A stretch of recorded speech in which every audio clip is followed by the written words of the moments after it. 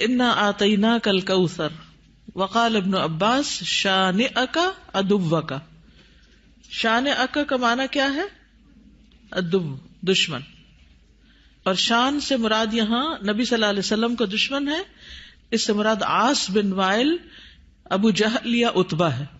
لیکن عام معنی یہ کہ قیامت تک جتنے بھی لوگ رسول اللہ صلی اللہ علیہ وسلم کے دشمن ہیں، چاہے وہ آپ کے دور میں تھے یا بعد میں آئے، وہ سب انجام کے اعتبار سے خائب و خاسر ہیں، نامراد ہیں.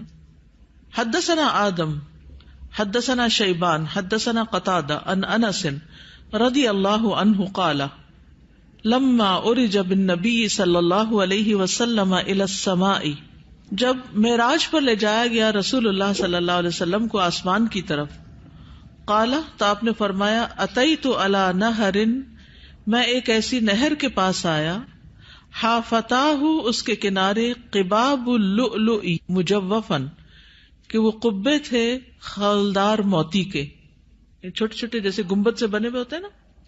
فقلت ما ھذا یا جبریل، میں نے پوچھا یہ کیا ہے جبریل؟ قال ھذا الکوثر، فرمایا یہ ہے نہر کوثر جو انا آتیناک الکوثر کے پس منظر میں ہے.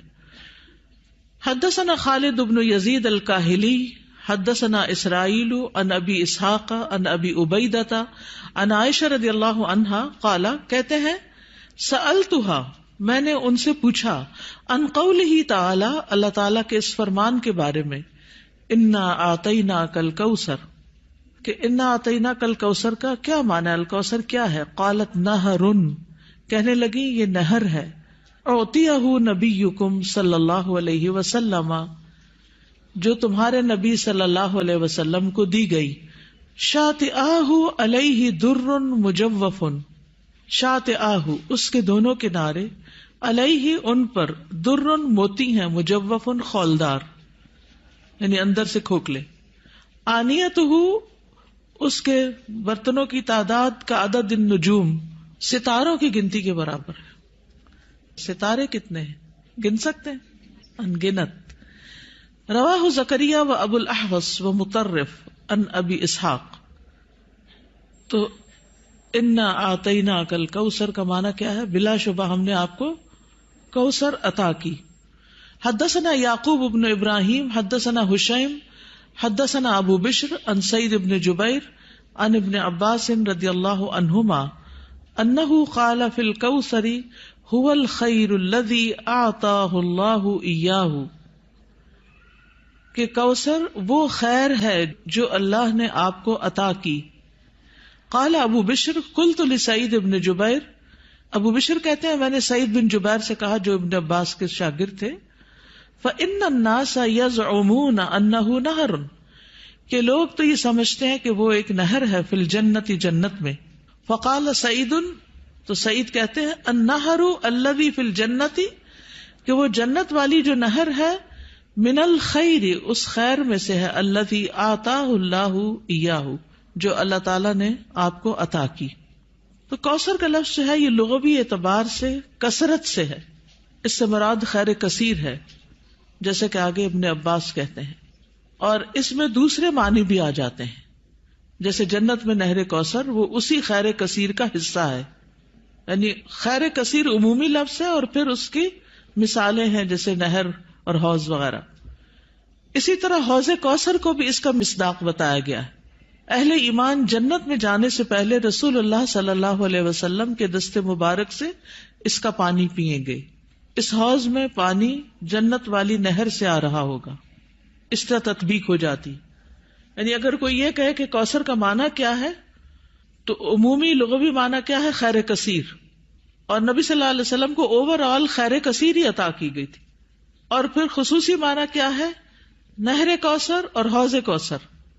حوض کوثر میدان حشر میں ہے، جس سے پانی آئے گا کہاں سے؟ نہر کوثر سے. اور نہر کوثر کہاں ہے؟ جنت میں ہے.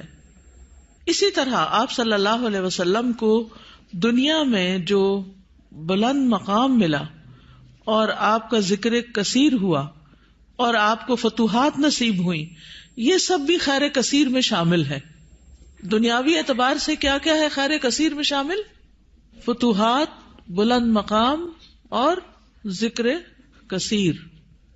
نہر کوثر کی خوشخبری سن کر آپ صلی اللہ علیہ وسلم بہت خوش ہوئے تھے. صحیح مسلم کی روایت ہے, حضرت انس کہتے ہیں کہ ایک دن رسول اللہ صلی اللہ علیہ وسلم ہمارے درمیان تشریف فرما تھے. آپ پر نیند سی طاری ہوئی, پھر آپ نے مسکراتے ہوئے اپنا سر اٹھایا تو ہم نے عرض کیا, یا رسول اللہ آپ کس بات پر ہنس رہے تھے؟ تو آپ نے فرمایا, مجھ پر ابھی ایک سورت نازل ہوئی. پھر آپ نے بسم اللہ الرحمن الرحیم انا اعطیناک الکوثر فصل لربک وانحر ان شانئک ھو الابتر پڑھی, اور فرمایا کہ تم جانتے ہو کہ کوثر کیا ہے؟ تو ہم نے کہا اللہ اور اس کا رسول ہی بہتر جانتے ہیں. آپ نے فرمایا, بے شک وہ ایک نہر ہے, مجھ سے میرے رب نے اس کا وعدہ کیا ہے, اس میں بہت سی خوبیاں ہیں. وہ ایک حوض ہے جس پر قیامت کے دن میری امت کے لوگ پانی پینے کے لیے آئیں گے. تو حوض کوثر کیا ہے, اس کی ڈسکرپشن کے بارے میں کچھ احادیث ہمیں ملتی ہیں. ہم میں سے ہر مسلمان حوض کوثر کا ذکر تو کرتا ہی رہتا ہے یا سنتا ہی رہتا ہے, لیکن اس کی بہت سی ڈیٹیلز ہمیں نہیں معلوم, تو ان کو ذرا دوہرا لیتے ہیں. رسول اللہ صلی اللہ علیہ وسلم نے فرمایا, میرے حوض کے دونوں کناروں کے درمیان اتنا فاصلہ ہے جتنا مدینہ اور صنعاء کے درمیان ہے. پھر اسی طرح یہ سطح زمین پر بہتی نہر ہے, اندر کھڈوں میں نہیں ہے. رسول اللہ صلی اللہ علیہ وسلم نے فرمایا, مجھے کوثر عطا کی گئی, وہ ایک نہر ہے جو گویا کہ سطح زمین کے اوپر بہتی ہے. حوض کوثر کی مٹی جو ہے, آپ نے فرمایا میں نے اپنا ہاتھ اس کی مٹی میں ڈال کر دیکھا تو وہ خالص کستوری کی تھی, یعنی خوشبودار. اس میں کنکریاں بھی ہیں اور وہ اس کے موتی تھے, یعنی سطح پر ہوتی ہے نا کنکریاں پانی کی سطح پر, تو وہ موتی تھے. جنت سے آنے والے سونے اور چاندی کے 2 پرنالے ہیں جو اس میں گرتے ہیں. اس صحیح ترغیب و ترغیب سے, یعنی 2 پرنالے جو جنت سے پھوٹتے ہیں, ایک چاندی کا اور ایک سونے کا, وہ اس حوض میں گرتا ہے. حوض پر سونے اور چاندی کے برتن ہیں.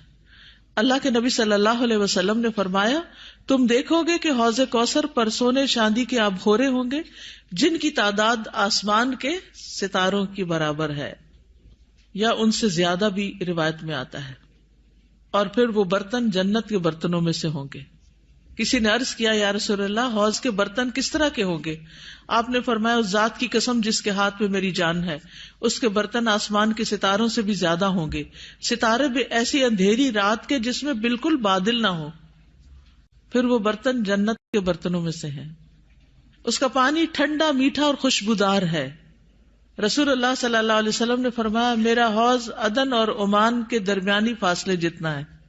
حوض کا پانی برف سے زیادہ ٹھنڈا, شہد سے زیادہ میٹھا, مسک سے زیادہ خوشبودار, اس کے آبخورے آسمان کے ستاروں کے برابر ہیں. اور ایک جگہ دودھ سے زیادہ سفید بھی آتا ہے. آئس کریم کیا چیز ہے اس کے مقابلے میں. پھر جو ایک گھونٹ بھی پی لے گا کبھی پیاسا نہ ہوگا, اس کے چہرے کا رنگ کبھی سیاہ نہ ہوگا. سبحان اللہ, یہ تاثیر ہے اس کی. دنیا میں کئی ٹوٹکے کرتے رہتے ہیں, یہ کھا لو, وہ پی لو, یہ لگا لو تاکہ رنگ صاف ہو جائے. اس کا ایک گھونٹ پی کر انسان خوبصورت ہو جائے گا. اس نہر پر پرندے بھی ہیں. فرمایا ان کو کھانا اس سے بھی زیادہ خوشگوار ہوگا. لیکن کچھ لوگ حوض کوثر سے محروم رہ جائیں گے. وہ کون ہیں؟ جو بدعت کرنے والے ہیں, جنہوں نے آپ کے بعد دین کو تبدیل کر دیا. آپ فرمائیں گے یہ دور ہو جائیں, دور ہو جائیں. یہ ڈسکرپشن پڑھ کے پھر شوق بڑھ جاتا ہے نا, اور سنت پر عمل کا شوق بڑھ جاتا ہے کہ اللہ تعالیٰ ہمیں اور زیادہ سنت کا پابند بنائے تاکہ ہم نبی صلی اللہ علیہ وسلم کے قریب ہو سکیں, آپ کا اتباع کریں.